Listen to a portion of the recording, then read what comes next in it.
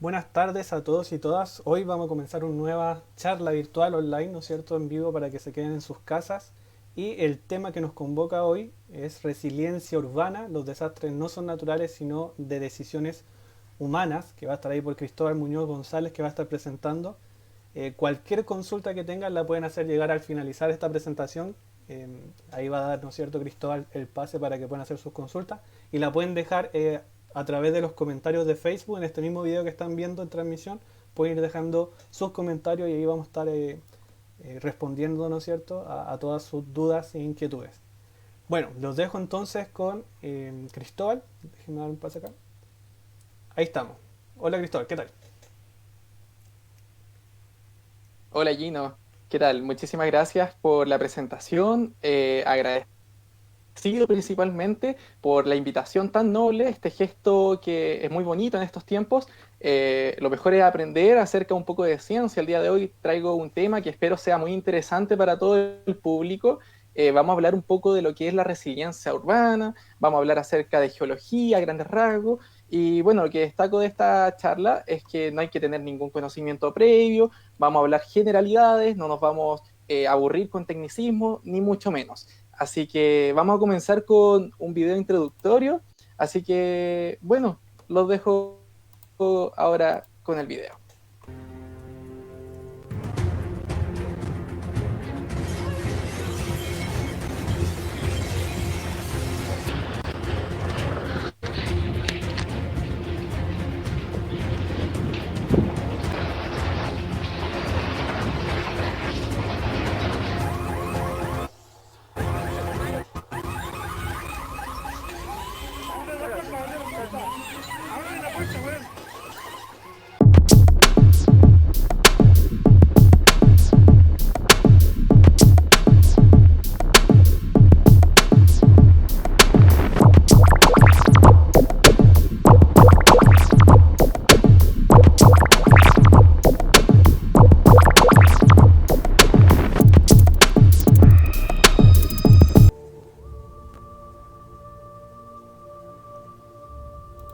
La falla de San Ramón está activa y recorre 8 de las comunas más pobladas de Santiago, algo así como desde Lo Barnechea hasta Pirque, mejor dicho, desde Río Mapocho hasta Río Maipo, a lo largo de todo el borde oriente de la capital. Son aproximadamente 2 millones de personas las que se verían afectadas por un sismo de 7,5 grados que podría levantar la Tierra hasta 9 metros de altura. Y ese movimiento llega hasta la superficie, es decir, el suelo de estar así pasa a estar así.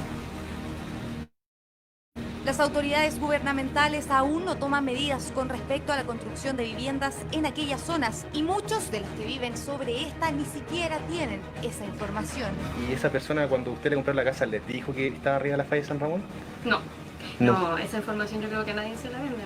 Incluso no han incorporado la falla de San Ramón en el plan regulador metropolitano, a pesar de que geomen que podría detonar su energía en cualquier momento.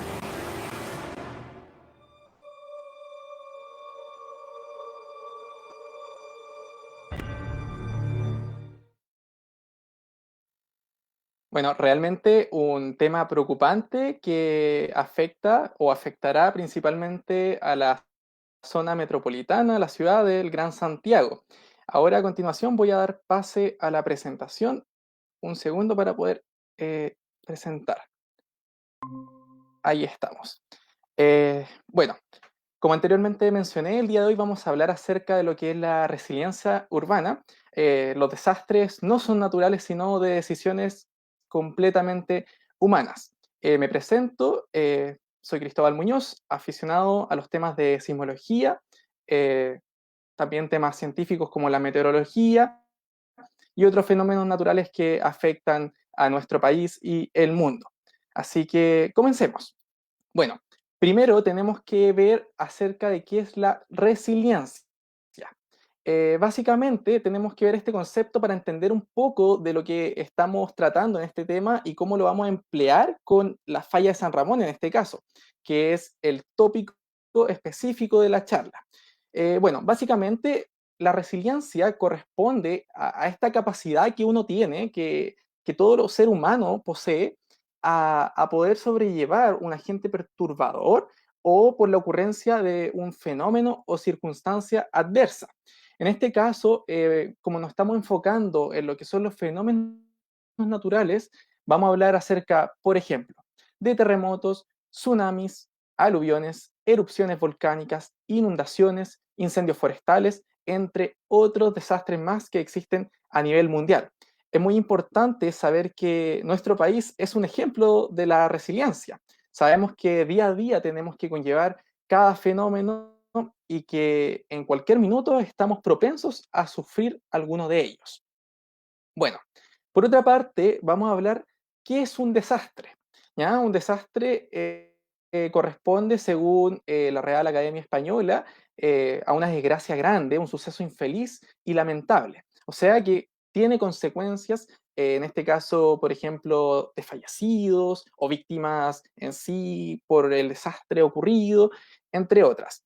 Pero ahora bien, hablando, ¿qué es un desastre natural? Ahora vamos a reemplazar esta misma definición, que es desastre, pero le agregamos la palabra natural. ¿Cómo podríamos identificar esto? Y esto quiero que le presten mucha atención, por favor, porque esto es el tema principal de la charla. Ahora, vamos a ver entonces. Teniendo la palabra desastre, sabemos que es una desgracia grande, un suceso infeliz y lamentable. Ahora, nosotros, si le agregamos la palabra natural, tenemos dos caminos a los cuales podemos llevar, que sea este de causa natural, en este caso una desgracia grande, un suceso infeliz de causa natural, y por otra parte tenemos lo que es la misma desgracia, que es un suceso infeliz y lamentable, pero de origen natural, ¿sí? Son completamente distintos estos términos. ¿Por qué? Porque en una estamos viendo el efecto que produce, que es a causa de lo natural, pero por otra parte nosotros lo que tenemos es que se origina del lado natural, pero no necesariamente es causa natural. Entonces, tenemos que ejemplificar bastante esto para poder entender la terminología que nosotros vamos a utilizar. ¿Ya? Ahora, si nosotros hablamos de desastres, esta es una línea de tiempo del siglo pasado, siglo XX. Tenemos una línea desde el año 1900 hasta el año 2020 aproximadamente, y vemos a lo largo cada fenómeno natural y desastre natural que se ha producido en nuestro país. Si ustedes se dan cuenta, son muchos. Voy a agregar acá el puntero láser para que sea más claro. Partimos en 1906 con el terremoto de Valparaíso, un gran terremoto. Después continuamos en el siglo, 1922, tenemos por ejemplo incendio en Cautín, tenemos después en 1922 también un terremoto en Vallenar, en 1928 terremoto de Talca, tenemos erupción del volcán Quizapu, que fue una gran erupción en el 1932, tenemos en el 1939 acá el terremoto de Chillán, un terremoto que realmente fue un cambio en cuanto a la normativa y legislación chilena en cuanto a la construcción antisísmica, por ejemplo. Después continuamos, tenemos el año 1960 con el gran terremoto de Valdivia, que hasta el día de hoy es el gran terremoto a nivel mundial. Tenemos la erupción del volcán Calbuco en el 1961, y así podemos avanzar con aluviones, erupciones, inundaciones, sequías, por ejemplo. Y recientemente también tenemos en los últimos 10, 15 años terremotos también acá en el Maule en el año 2010, erupción en el volcán Chaitén año 2008, los grandes incendios que afectaron a la zona centro-sur de Chile, en este caso, que fue en Concepción, todo lo que fue la región del Biobío específicamente. Año 2015 también tenemos el terremoto de Yapel, que fue en Coquimbo, la región de Coquimbo, terremoto de Pisagua también en el año 2014, y también, cómo no olvidar, la erupción del volcán Calbuco también, y Villarrica, que también tuvo bastante actividad a eso del año 2015. Por lo tanto, lo que queremos ejemplificar aquí es que Chile es un país donde hay frecuentemente catástrofes o fenómenos naturales que nos afectan y nos azotan a nivel de población. Ahora, si nosotros hablamos de cantidad, de números, podemos decir que durante todos estos años hubieron más de 500.000 muertes, ¿sí? O sea, estamos hablando de algo no menor. Por lo tanto, no podemos dejar pasar estas actividades y fenómenos que existen a nivel natural. Bueno, ¿qué tenemos ahora? Vamos a hablar específicamente de la falla de San Ramón. ¿Por qué? Porque esto es una falla que produce un peligro inminente en lo que es en la ciudad de Santiago, principalmente. ¿Por qué abarco la ciudad de Santiago? No por ser centralista, sino más bien porque acá en esta ciudad, en la región metropolitana, se concentra la mayor población, en este caso a nivel porcentual, del país. Podríamos hablar de distintos fenómenos, por ejemplo, de aluviones, de Chaitén, que es un fenómeno natural muy claro de ver en cuanto a la resiliencia. Entonces, hay distintos fenómenos, pero en esta presentación nos vamos a enfocar acerca de lo que es la falla de San Ramón. Bueno, en términos generales, corresponde esto a una falla geológica que es de tipo cortical, básicamente que tiene una profundidad, en este caso, muy superficial. Es de tipo inversa. ¿Qué quiere decir? Bueno, vimos en el video que había un geólogo de la Universidad de Chile que explicaba que el tipo inverso quiere decir que este bloque de pisos se levanta sobre la superficie. Por lo tanto, en este caso, si se desencadenara un gran terremoto en la falla de San Ramón, el territorio donde se emplaza la falla podría sufrir una elevación de aproximadamente 9-10 metros. ¿Ya? Se ubica en la región metropolitana, específicamente en Santiago, y tiene una extensión aproximadamente de 40 kilómetros. En este caso, estamos hablando que está comprendida entre Río Mapocho y Río Maipo, así como a grandes rasgos. Y bueno, tiene una profundidad media de 10 y 12 kilómetros. Bueno, y acá en la imagen podemos representar la falla de San Ramón como esta segunda falla de tipo inversa, y en este caso tendríamos nuestros bloques que representarían en este caso la superficie terrestre, pero si se desencadenara un movimiento telúrico, lo que tendríamos sería básicamente este movimiento. Tenemos un plano de origen acá, un plano de falla, el cual se va a deslizar esta falla, va a producir un levantamiento sobre la superficie, que aproximadamente esa diferencia, como mencioné anteriormente, podría ser aproximadamente de 10 metros, ¿sí? Y bueno, ahora vamos a ver a nivel de mapa a dónde se ubica.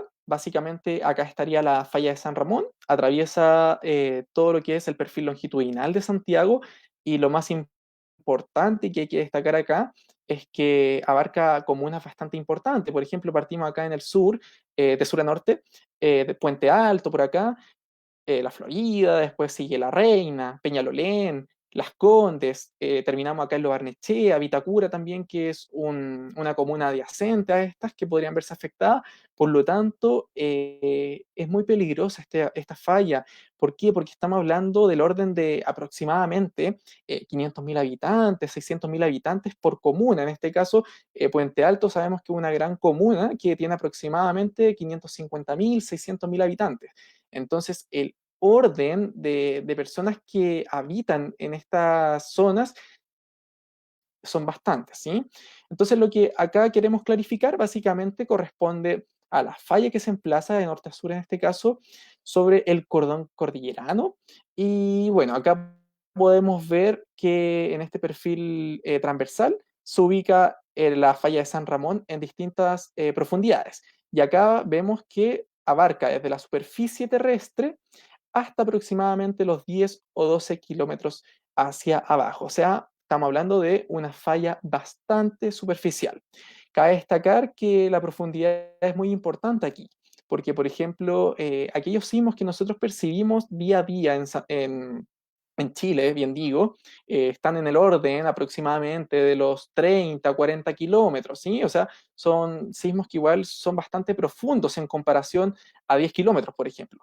Entonces, cuando nosotros vivimos un sismo, por ejemplo, en la región de Coquimbo de 4,5 Richter, a una profundidad media de 50 kilómetros, nosotros lo percibimos como, por ejemplo, 3 o 4 Mercalli, ¿sí? Entonces todo va a depender del tipo de suelo, obviamente, también.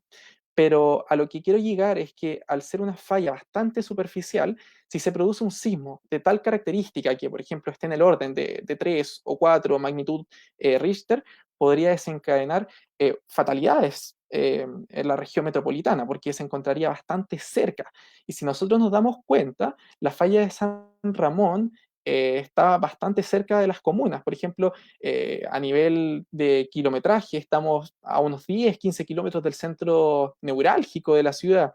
Estamos, por ejemplo, acá a tan solo 5 o 3 kilómetros de Puente Alto. Estamos acá a 2 kilómetros de la Florida. Y acá en este caso, por ejemplo, en Peñalolén, estamos sobre la falla, lamentablemente. Bueno, avanzando en cuanto a la geología de esta falla, acá tenemos lo que se trata una trinchera, en este caso una excavación que se hace cerca de la quebrada de Macul. Esto es un experimento, un estudio que se hace investigativo. ¿Y qué se quiere hablar aquí en cuanto a la falla? Se quiere demostrar la existencia de esta falla. Y si nosotros estamos hablando de la existencia de la falla, nos tenemos que dar cuenta en esta parte. ¿Por qué? Porque en este caso nosotros, en simples palabras, tenemos una capa que sigue acá de izquierda a derecha. Acá estoy con el puntero láser clarificando la capa. Pero si ustedes se dan cuenta, en esta parte hay una segunda capa que está sobre la primera. Por lo tanto, acá existe una ruptura. Por lo tanto, podemos decir que por acá se produce la falla de San Ramón o el plano de falla que anteriormente vimos. Por lo tanto, si ustedes se dan cuenta, en este estudio paleosismológico que se hace, tenemos distintas capas de seguimiento. Por ejemplo, en este caso, esta capa corresponde a una capa que tiene aproximadamente 8.000, 9.000 años de antigüedad. Por lo tanto, se supone que si la de arriba tiene aproximadamente 17.000, 21.000 años de antigüedad, debería estar, en este caso, cercana a ella. Pero acá vemos que está aproximadamente medio metro, 1 metro, diferencia con la otra. Por lo tanto, acá se puede clarificar la existencia de la falla. Por lo tanto, acá, para resumir, vemos el escarpe de la falla asociada y vemos básicamente las capas que se van dimensionando a lo largo de los años. Y si ustedes se dan cuenta, y lo más importante que hay que destacar, es que acá nosotros tenemos el suelo, la superficie, básicamente. Entonces, si estamos viendo esta falla llega a la superficie. Por lo tanto, esto aún, más aún así, es un peligro para la población que se encuentra viviendo en las cercanías de esta falla. Por lo tanto, es muy peligrosa a nivel geológico. Ya, vamos a continuar. Acá tenemos un extracto del capítulo 4. Estos son las aventuras de Benjamín Vicuña Maquena. Este es un libro bastante antiguo, que son crónicas, básicamente. Acá habla acerca de un terremoto en el año 1730, año en que se produce un terremoto de magnitud importante. No sabemos específicamente de cuánto fue la magnitud, pero sí podemos ver un poco la intensidad que tuvo, la repercusión que tuvo sobre la ciudad de Santiago. Por ejemplo, acá en el extracto dice que el terremoto tuvo estragos que se producen en las iglesias, en edificios públicos, desprendimientos, por ejemplo, acá. Entonces, podemos tratar de que esto puede haber sido un terremoto posiblemente asociado a esta falla. ¿Sí? ¿Por qué? Porque en este caso después se hacen estudios en cuanto a las intensidades, se clarifican un poco también en relación a las otras ciudades en las cuales se percibió, y se puede dar posiblemente, que esto es solamente un término probabilístico, que puede haber venido en gran parte del cordón cordillerano. Por lo tanto, al ser tan cercano al cordón cordillerano y un sismo importante que produce estragos, repercusiones sobre edificios públicos o también sobre las iglesias, que en ese momento era muy importante acá en Chile, podríamos asociar que podría haber sido bastante superficial. Y al ser superficial, lo único que nos queda es que pueda haber sido un terremoto a partir de la falla de San Ramón. ¿Ya? Es muy importante también ver las crónicas. ¿Por qué? Porque así también existen los estudios determinísticos y probabilísticos que nos enseñan más o menos un poco la peligrosidad que tiene en un periodo de tiempo, ¿sí? Entonces, estamos hablando que se han producido terremotos desde el año 1730 y obviamente desde antes, ¿sí? Entonces, ahora lo ideal es ver el futuro y saber más o menos en cuánto tiempo aproximadamente se podría vivir otro posible terremoto de la falla de San Ramón. Bueno, acá vemos un mapa de Santiago. vemos básicamente acá el crecimiento urbano que tiene la ciudad de Santiago a lo largo de los años. En este caso, estamos viendo desde el año 1541, acá estamos viendo que en el 1541, bien digo, solamente esa era la población urbana que existía en Santiago, ¿sí? O sea, era bastante poca a la actualidad. Después seguimos avanzando, la población en el año 1960 va creciendo notablemente, después continúa en el 1985 y así hasta el año 2017, donde vemos que, por ejemplo, la población urbana, el crecimiento urbano que tiene Santiago es bastante mayor. Y en algunos casos, por ejemplo, se acercan bastantes o incluso cruzan la falla de San Ramón. Entonces, acá lo que queremos tratar en esta imagen es que el asentamiento poblacional, el asentamiento urbano que ha tenido durante estos años, ha ido creciendo exponencialmente. Y bueno, es de esperar que en los próximos años también la población sigue aumentando, ¿sí? Y bien lo vemos el día de hoy. Bastantes proyectos inmobiliarios se emplazan, por ejemplo, en comunas de la Florida, en Peñalolén, tenemos un aeródromo que es el principal aeródromo privado que tenemos acá también en Santiago, por lo tanto hay bastantes cosas y emplazamientos que se sitúan en las cercanías de la falla. Por ejemplo, acá en La Reina tenemos una planta nuclear, tenemos también más al norte una planta de aguas andinas, hacia el sur también tenemos emplazamientos urbanos sociales, o sea, estamos hablando de que en este caso el gobierno emplaza casas sociales o departamentos, edificios sociales que se han hecho últimamente en las cercanías de esta falla. Por lo tanto, no hay ningún estricto rigor que legisle un poco la construcción urbanística que hay sobre la falla. Y bueno, acá vamos a hablar un poco de lo que se trata el riesgo. Como sabemos, el riesgo corresponde a la vulnerabilidad por el peligro. Ahora, es muy importante saber que la vulnerabilidad depende de nosotros, básicamente, y el peligro asociado, en este caso lo vamos a asociar netamente a lo que es la falla de San Ramón. Sabemos que la falla de San Ramón es un riesgo, un peligro inminente que hay, por lo tanto el peligro es alto, ¿sí? Entonces lo ideal para bajar el riesgo es multiplicar, en este caso, una vulnerabilidad baja con un peligro alto, que en este caso no lo podemos modificar porque el peligro ya está. Por lo tanto, el caso ideal que tenemos que hacer es que la vulnerabilidad sea baja.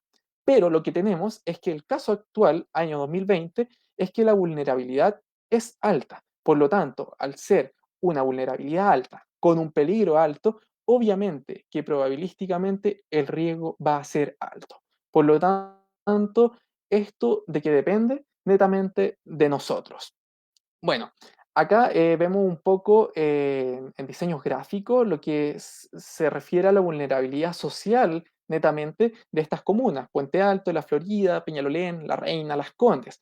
En este caso vemos que durante los años a nivel intersectorial, por ejemplo, la escolaridad en las comunas va subiendo. Por ejemplo, acá en Peñalolén está en el 32,7%, la escolaridad en La Florida 26,4%, en Puente Alto 25,9%.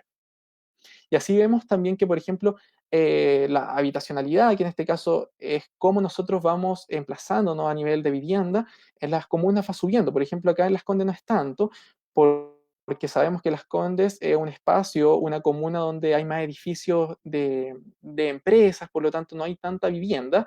Pero, por ejemplo, acá en Peñalolén va subiendo, 20,9%, en La Florida el 18,7%, en Puente Alto 19,9%. Por lo tanto, esta tendencia va subiendo. Entonces, lo que hay que saber de esto, que es de la encuesta CACEN en el año 2015, que durante los años que van pasando, esto sigue aumentando. Por lo tanto, por ejemplo, acá vemos la falla de San Ramón, que está emplazada en estas comunas, a lo largo de estas comunas, va longitudinalmente.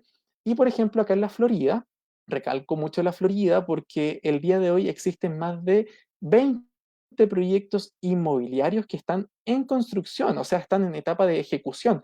Por lo tanto, sabemos que está el riesgo inminente de esta falla de San Ramón, pero aún así se sigue construyendo en la localidad. Y asimismo, por ejemplo, en Peñalolén, que se encuentran universidades, por ejemplo, la Adolfo Ibáñez, que es una gran universidad, se encuentra también cerca de la Reina, Peñalolén, el Templo Bajay, que es uno de los principales templos que aglomera personas, específicamente también en los fines de semana. Las Condes tenemos acá, bueno, la Reina, se me pasó decir que tenemos el aeródromo, que está emplazado al lado de la falla de San Ramón. En Las Condes tenemos emplazados diversos centros deportivos, por ejemplo. Se encuentra también el observatorio del Cerro Calán, de la Facultad de la Universidad de Chile. Y bueno, y así también podemos ver en Vitacura y Lo Barnechea, que también se emplazan acá en Vitacura, otro aeródromo. Así que tenemos bastante infraestructura crítica a lo largo de la falla. Y así también hay que considerar, por ejemplo, hospitales, comisarías y también infraestructura crítica como antenas de telecomunicación, entre otras generalidades. Bueno, ahora hablemos de un poco del ciclo de riesgo que tenemos y cómo podemos llevarlo, en este caso, a la actualidad. En este caso, acá nosotros comenzamos con un evento, tenemos una alerta o tenemos una evacuación simplemente. Acá en este caso el evento que se produce es posiblemente un terremoto en la falla de San Ramón. ¿Ya? De la base de ello vamos a trabajar. En relación a eso, una vez ocurrido el evento, hay una respuesta, que obviamente puede ser una respuesta inmediata, puede ser una respuesta tardía, que puede durar horas, días o semanas. En cuanto a la respuesta, me refiero básicamente al plan de evacuación, al plan de contingencia que se va a realizar, por lo tanto, netamente es la respuesta que nosotros tenemos ante el evento. ¿Ya? Después de la respuesta, sigue un plan de recuperación, que eso ya es un poco más tardío, que puede durar semanas, meses o años. Recuperación netamente trata de cómo vamos a sobrellevar esta emergencia. O sea, por ejemplo, si vamos a reconstruir, si vamos a mejorar las viviendas, si vamos a mejorar, por ejemplo, las instalaciones públicas o simplemente cambiar planes. Y bueno, en cuanto después a la recuperación, lo sigue un plan estratégico que se refiere netamente a la mitigación. Y es aquí donde la resiliencia trabaja netamente, porque en la mitigación nosotros vamos a evaluar los impactos que hay sobre la población y además vamos a ver cuáles pueden ser las soluciones definitivas a lo que podría ser este evento. Sabemos que un evento como tal característica, un terremoto, no podemos solucionarlo fácilmente, sino que tenemos que tratar de mitigar y minimizar lo que va a ser el impacto que va a tener sobre nuestra población. Y obviamente la mitigación puede durar años e incluso décadas. Y bueno, finalmente tenemos lo que es la preparación, y acá en la preparación quiere referirse a todo lo que son los planes de evacuación, los planes de mitigación que hacemos anteriormente en el paso de mitigación. Y bueno, preparación básicamente corresponde a lo que nosotros vamos a trabajar con la población, con la gente, con la comunidad.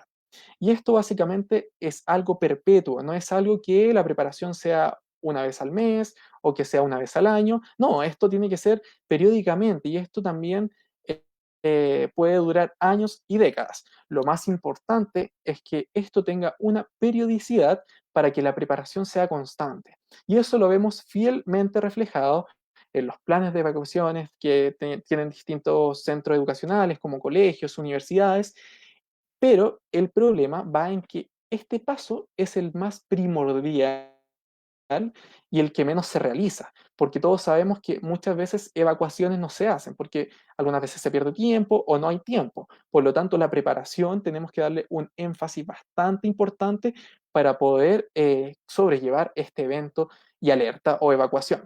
Y bueno, asimismo esto corresponde a un ciclo, pero la distinción es que cuando nosotros llegamos preparadamente, ya con las medidas de mitigación y recuperados a este evento, nosotros vamos a tener una mejor respuesta ante esto.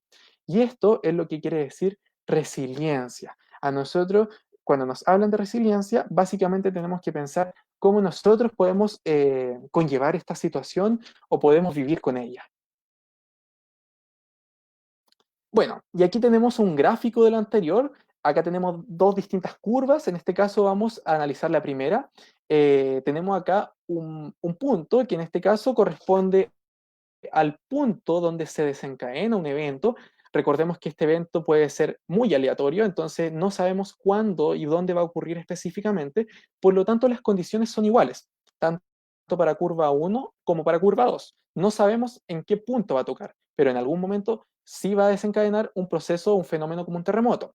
En este caso, en la curva número 1, nosotros decaemos, obviamente, que en este proceso de la respuesta ante el evento, y obviamente esto va a tener una baja importante, hasta donde va a llegar a un vértice, y en este caso, cuando nosotros dejamos de bajar y llegamos a la meseta de la curva, en este caso al vértice de la curva, comenzamos en el proceso de la recuperación, empezamos a recuperarnos lentamente.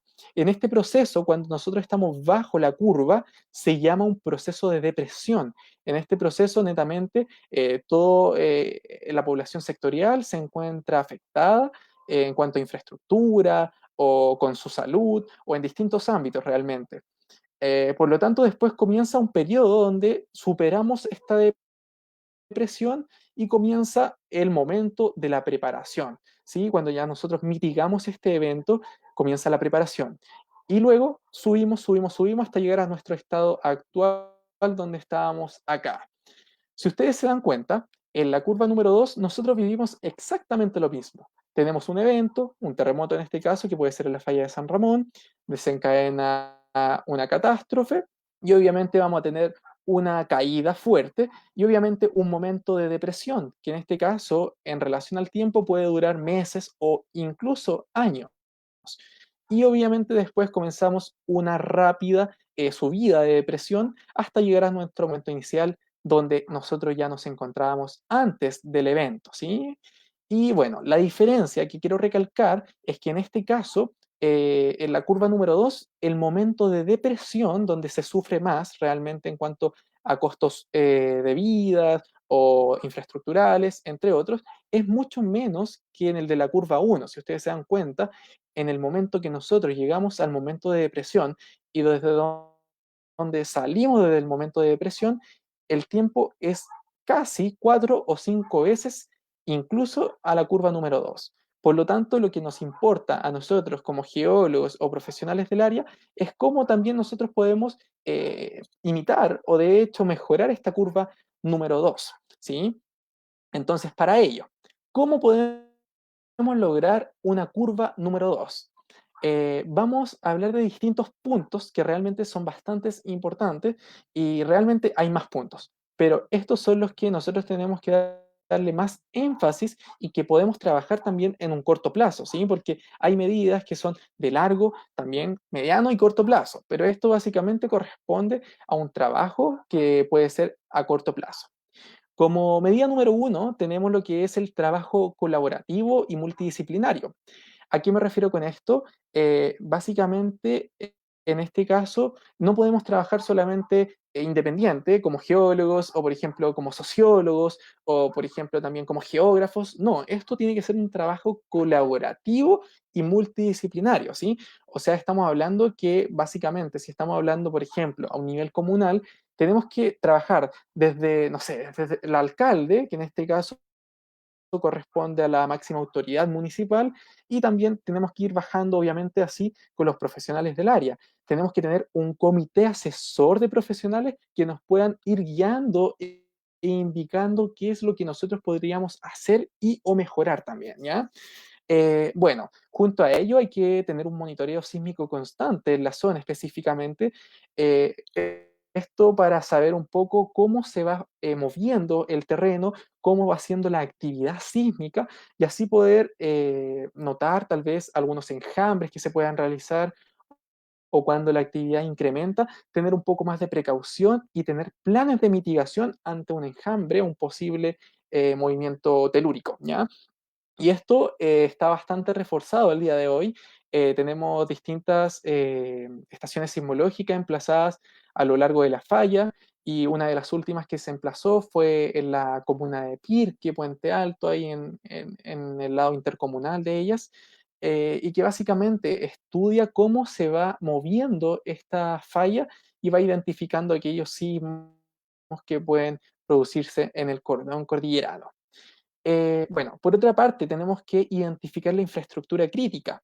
Como les mencioné anteriormente, hay bastante infraestructura crítica y me voy a devolver porque quiero mencionarlo acá en el mapa. Acá, por ejemplo, por el lado de La Reina, Peñalolén, estamos con la planta nuclear, tenemos la Universidad Adolfo Ibáñez por acá un poco más al sur, el Templo Bajay que se encuentra cerca de la quebrada de Macul, y así todos los proyectos inmobiliarios que se emplazan hacia el sur, llegando hasta la Vizcacha, obviamente. Y bueno, eso es la infraestructura crítica. Tenemos también grandes antenas de telecomunicación, también antenas que nos sirven de suministro eléctrico. También tenemos distintos sectores de agua potable, como es la planta de agua potable de Aguas Andinas, por ejemplo, y obviamente un poco más al norte tenemos lo que es el Observatorio Astronómico Nacional, que en este caso es de la Universidad de Chile, que también es bastante primordial salvaguardarlo. ¿Sí? Entonces tenemos bastante infraestructura crítica. Y así también tenemos que añadir aquello eh, edificios públicos, como también lo son así aquellos edificios de la red de salud, que son bastante importantes, más el día de hoy en tiempos de pandemia, ¿no?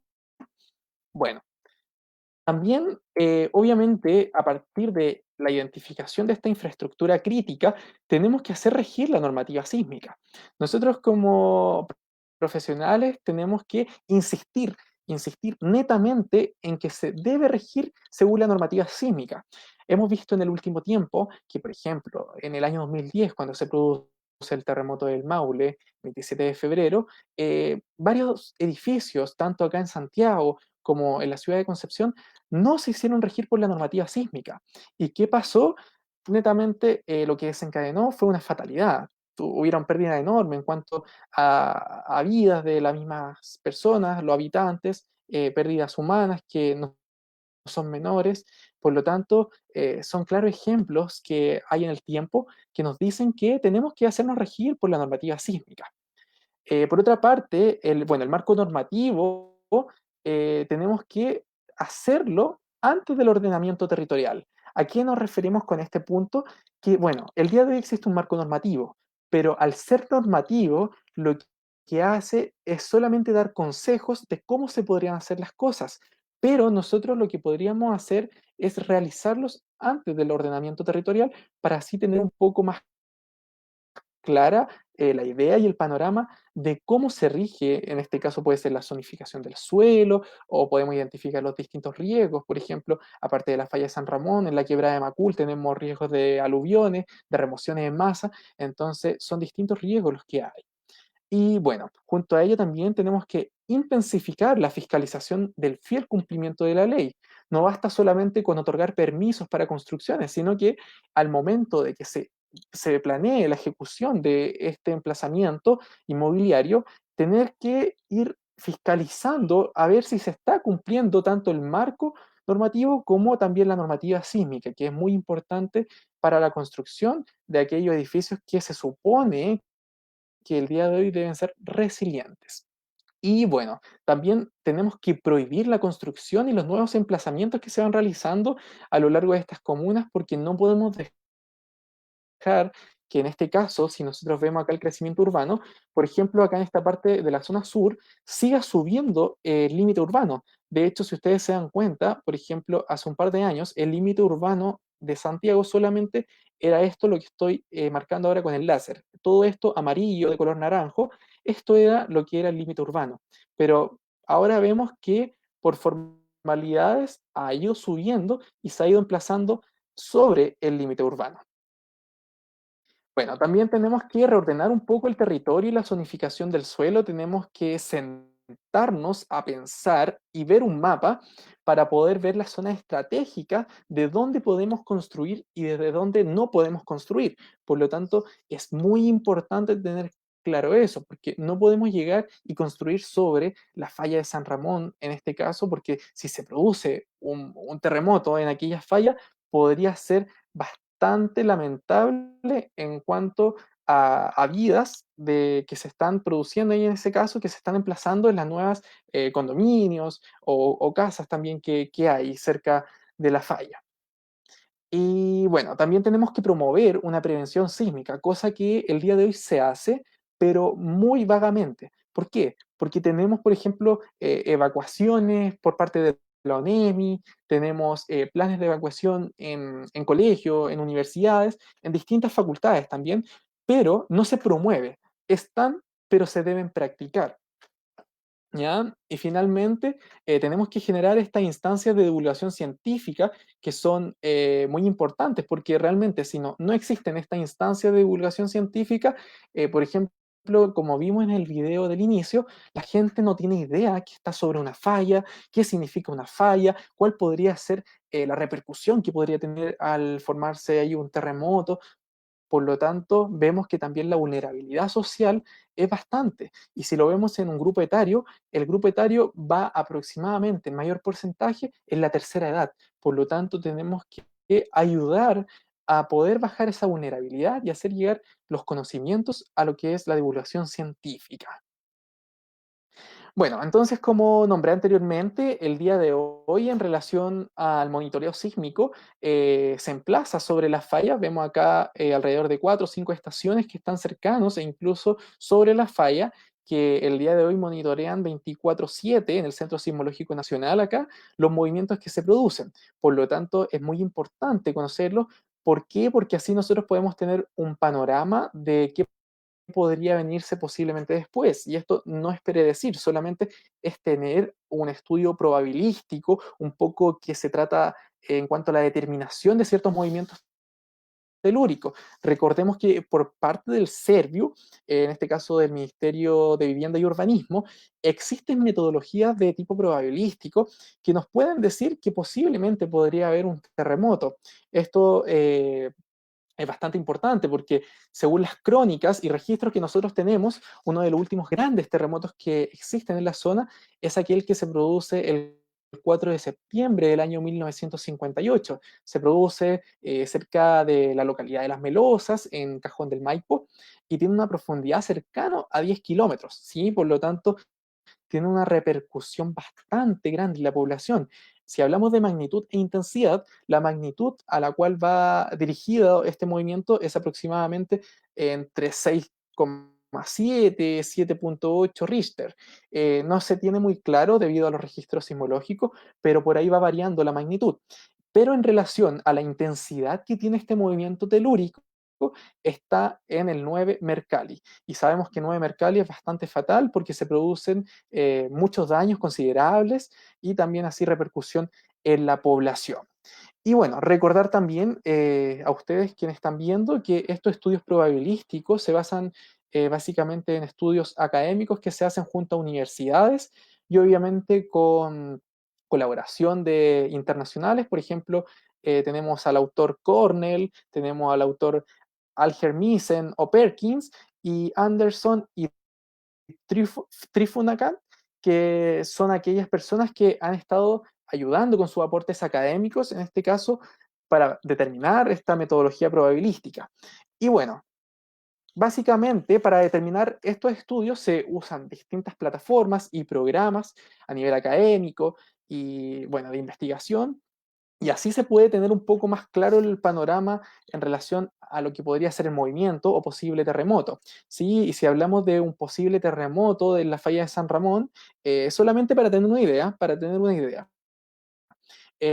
Hablando en cuanto a la aceleración del suelo, por ejemplo, en el año 2010, cuando se produce el terremoto del Maule, el 27 de febrero, acá en Santiago el suelo alcanza una aceleración de aproximadamente 23-24% la constante de gravedad, ¿sí?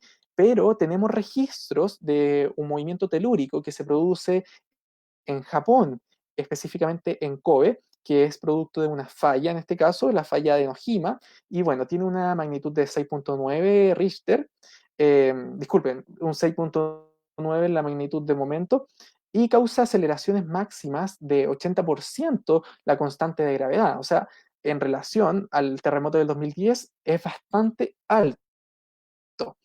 Y bueno, asimismo, se han hecho estudios probabilísticos en la falla de San Ramón y se estiman valores, solamente se estiman valores determinísticos que si se llega a emplazar un movimiento telúrico en el orden de magnitud de momento 7, estas aceleraciones podrían llegar incluso al 100% la constante de gravedad. Por lo tanto, si hablamos en el orden de daños, en el orden de impacto que podría tener sobre la población, podría ser incluso 2 o 3 veces más fuerte lo que fue el año 2010 en el terremoto del 27F. Nosotros ya vemos que acá en Santiago se producen grandes daños en la ciudad en cuanto a distintos emplazamientos de edificios. Por ejemplo, tenemos acá los edificios que se producen en Maipú, tenemos distintos acá en Ñuñoa que también sufrieron bastantes daños. Entonces, ni imaginar qué podría ser esto con un terremoto desencadenado en la falla de San Ramón. Y bueno, para ir finalizando ya, esto obviamente es un trabajo colaborativo entre el Centro Sismológico Nacional, que se encarga del monitoreo sísmico, obviamente de la ONEMI, que es el organismo institucional y gubernamental que ayuda en cuanto a la preparación y prevención. Tenemos la Defensa Civil de Chile, la Protección Civil también, que nos ayudan a llegar a la comunidad. Y lo más importante en este caso es poder incluir a la gente, porque si no incluimos a la gente, no podemos llegar a ningún consenso. Es por ello que necesitamos trabajar fuertemente y arduamente en soluciones que comprometan al pueblo, a la población, específicamente a aquellos que se podrían ver más afectados por un posible terremoto en la falla de San Ramón. Y bueno, finalmente, viendo todo lo anterior, para ustedes, ahora, teniendo la definición de desastre, ¿qué es un desastre natural? ¿Será una desgracia grande, suceso infeliz y lamentable a causa de lo natural o será una desgracia grande, un suceso infeliz y lamentable de origen natural? ¿Qué dice usted? Me gustaría que pudiesen decir en los comentarios qué piensa usted, si realmente es culpa de lo natural o solamente es de origen natural. ¿Qué dice usted? Bueno, muchísimas gracias. Espero que le haya gustado esta breve presentación y que se hayan clarificado más los conocimientos científicos en cuanto a la falla de San Ramón. Así que muchísimas gracias también por la invitación, Gino, y agradecido. Ahora me imagino que tendremos un lapso para que puedan hacer preguntas y así poder responderlas también. Muchas gracias, Gino. Muchas gracias a ti, Cristóbal. Ahí estamos. Dejar como el tiempo, ¿no es cierto?, para que las personas que están mirando aquí a través de Facebook puedan revisarte los comentarios y contestar a esa pregunta que dejaste ahí bien hecha ahí al final de la presentación. Muchas Sí, gracias por tu presentación, porque de verdad estuvo muy buena, un conocimiento, ¿no es cierto?, a la población que desconoce un poco estos temas de desastres naturales. Tu título igual ahí de la charla viene ahí en indicar que efectivamente plantear esta pregunta si es que efectivamente los desastres son naturales o son también causa del humano, ¿no es cierto?, de la decisión humana. Entonces vamos a dejar ahí un claro. momento para que las personas puedan consultarnos y te la hago llegar en un momento. Hay varias personas que estuvieron dando me gusta Sí, mientras claro que estaba sí. ahí transmitiendo, ¿no es cierto? Voy a leerte algunas de las personas que estuvieron ahí. Jorge Saucedo estuvo ahí dando me gusta a tu charla, agradeciendo el evento. Ian Pai, Karen Michel, David Sánchez, Hernán Choque, Carlos Olivares y así un sinfín de otras personas que estaban agradeciendo a esta presentación que diste. David Sánchez Vázquez, él contesta tu pregunta y dice que él cree que es de origen, sale nomás ahí, escribe. De origen natural, yo creo que De quizás origen, de claro, origen, sí, era, claro. Más que de causa, él, claro, plantea que es de claro, origen. acá estoy viendo la presentación. Ujú. Claro, de origen. Sí, efectivamente, porque al final estamos hablando de que esto es un desastre natural, pero cuando nosotros tenemos esto en nuestra mente, por ejemplo, siempre se nos vienen los incendios forestales, entonces siempre hay pérdidas materiales, pérdida humana, y siempre lo asociamos que el culpable es la naturaleza. Por lo tanto, es bueno que hagan ese análisis y la conclusión de que puede ser de origen natural, porque efectivamente la culpa de la naturaleza no lo creo que sea tanto de la naturaleza. Claro. Hans Nordheimer también dice de origen. Sin embargo, dice, me quedó la duda, un mismo evento puede, según el criterio de la persona, de origen o de causa. Eh, sí, puede ser también de causa en este caso, pero en este caso la causa obviamente es porque el foco comienza en lo natural. Por lo tanto, ahí nos devolvemos a lo que es el origen. Por lo tanto, netamente, lo que tendría que ver en este caso va a ser de origen natural en su mayor parte. Sin embargo, si hablamos de causa, hay que tener solamente un criterio claro, solamente que no debemos culpabilizar a la naturaleza. Si bien puede ser de causa natural, no debemos culpabilizarlas. También ahí remarcar un poco a lo primero que estuviste explicando y quizás podías también volver a decir, ¿no es cierto?, este tema sobre el peligro Sí, que tiene, no sé si te puedes devolver, el peligro en realidad como tú empezaste a hablar, dijiste que el peligro está, ¿cierto? Eso no lo podemos disminuir. Por ejemplo, aquí como está en la falla, ¿no es cierto?, estabas nombrando que el claro que peligro es sí. alto y es difícil cambiar eso. Pero ahí dentro del riesgo tú estabas hablando sobre la vulnerabilidad, entonces ahí quizás volver a tocar ese tema, explicar nuevamente y remarcar que la vulnerabilidad es lo que se puede controlar. No sé si puedes explicar un poquito mejor ese tema. Claro que sí. Bueno, en cuanto hablamos de la vulnerabilidad en este caso, son distintos los aspectos que podemos tratar. Por ejemplo, acá me voy a devolver un poquito a lo que era acá. Acá toqué lo que fue la vulnerabilidad social. En este caso vemos que, por ejemplo, en comunas como Peñalolén, La Florida, Puente Alto, va subiendo en cuanto a lo que es la vulnerabilidad social. Y eso es lo que no queremos hacer, porque si nosotros subimos la vulnerabilidad, sube también el riesgo. Por lo tanto, acá, hacer una pequeña diferencia, acá vemos que en Las Condes no sube tanto o los porcentajes son minoritarios. Y esto es básicamente porque corresponde a una comuna que emplaza muchas empresas o que se dedica al mercado, en cuanto al tema bancario también, por lo tanto, no hay muchos emplazamientos de vivienda. Por lo tanto, vemos que en Peñalolén, La Florida, Puente Alto, va subiendo ese porcentaje. Y acá, en este caso, vemos que, por ejemplo, sube bastante lo que es la seguridad social.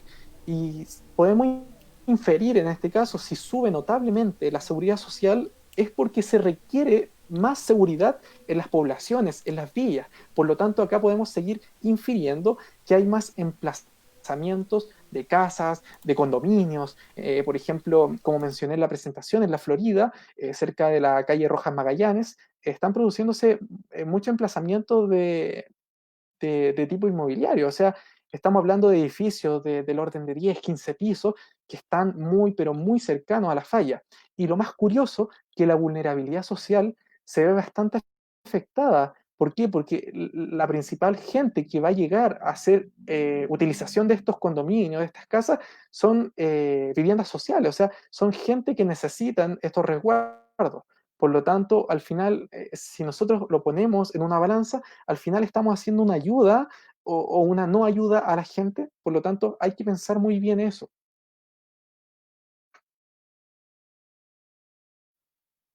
Claro, claro, muy buena lo que está ahí hablando. Se me olvidó leer algo que lo plantearon al Claro, principio, que se me pasó de largo. Roberto Machuca Montesino, mientras tú estabas haciendo la ¿sí? presentación, él comentaba que dice en 1922 fue terremoto en Vallenar y en maremoto en Coquimbo. Coloco como comentario ahí. Claro, claro, acá en la línea de tiempo me acabo de volver y acá estamos mencionando el terremoto de Vallenar, un gran terremoto en el año 1922 y así también en esos años otros terremotos asociados. Por lo tanto, a ese se debe referir en cuanto al terremoto de Vallenar, que justamente corresponde al año 1922. Obviamente se producen hartos terremotos en el siglo XX. De hecho, según registros históricos, se producen cerca de 55 a 60 terremotos tan solo en estos 100 años. Por lo tanto, estamos hablando de que terremotos hemos tenido muchos. Faltan bastantes terremotos acá en la línea de tiempo, pero obviamente se vería muy saturada.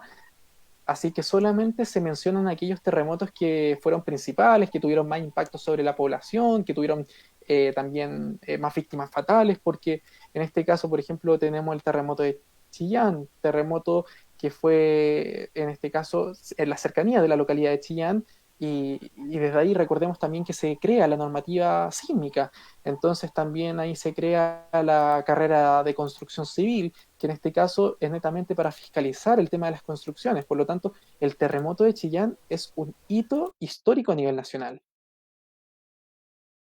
Claro, claro, claro. Cristóbal, mira, otra persona aquí, no, Pablo Morales, está dejando una Sí. consulta que él pregunta, ¿el concepto de amenaza sísmica y es lo mismo que peligro sísmico? Amenaza y peligro. Muy buena pregunta. Vamos a devolvernos acá. Ya, acá estamos nuevamente en la diapositiva del riesgo. Bueno, en términos de definición, el peligro se refiere justamente a la amenaza, porque en este caso, por ejemplo, el peligro netamente es a lo que nosotros tenemos que tener en consideración para, para poder construir, por ejemplo. Entonces, el peligro siempre va a estar, por lo tanto, el peligro en este caso puede ser la falla de San Ramón. Sin embargo, la amenaza sísmica, que es un poquito más detallado, podemos tratar un poco el tema de la probabilidad sísmica. Por lo tanto, la amenaza podemos tratar como el estudio probabilístico sísmico que se produce en la falla. Por lo tanto, ahí también aclarar que el peligro en este caso, justamente es la falla de San Ramón. Ahora, la amenaza va a depender netamente de lo que se va a realizar en el estudio de probabilidad y determinístico sísmico. ¿Sí? Bien, gracias ahí por esa aclaración ahí a Pablo que está consultando. Tenemos Sí. otra consulta aquí de David Sánchez Vázquez que dice, en Perú usamos el modelo SATI para determinar el riesgo. ¿Qué metodología usaron para determinar el peligro y vulnerabilidad? Pregunta el David. Perfecto. Bueno, acá básicamente la Seremi, que trabaja junto ahí también al Ministerio de Vivienda y Urbanismo, trata con el estudio de probabilidad sísmica tipo Cornell, que es desde el año 1968 aproximadamente. Sin embargo, este estudio se ha ido actualizando netamente por posteriores estudios académicos que se han hecho, por lo tanto, el día de hoy usamos el estudio de probabilidad sísmica de Anderson y Trifunac, que eso data del 1978. Obviamente siempre se van haciendo actualizaciones porque dentro de estos periodos hay más avance científico, hay más tecnología, por lo tanto tenemos más conocimiento en relación a eso. Pero el día de hoy se usa la de Anderson y Trifunac.